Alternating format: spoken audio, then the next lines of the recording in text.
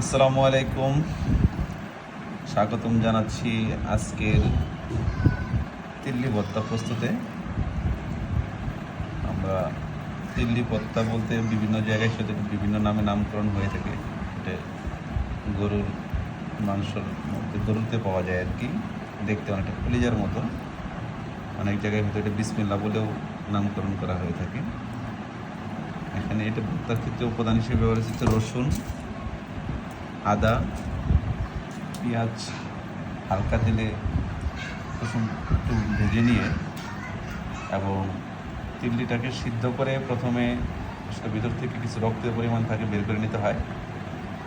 তারপরে এটাকে সিদ্ধ করে পানি শুকায় নিয়ে দেন রসুন, পেঁয়াজ, হালকা কিছু গরম মশলা ব্যবহার করা যেতে পারে এবং কিছু আদা দেওয়া যেতে পারে, তাহলে স্বাদের পরিমাণটা হবে।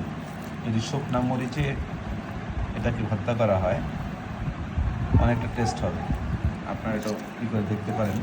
আমরা বেশ কয়েকবার এটা খেয়েছি, আজকে ভালো লেগেছে বিদায় আপনাদের সাথে বিষয়টা শেয়ার করার জন্য বললাম। আপনারাও টেস্ট করে দেখতে পারেন।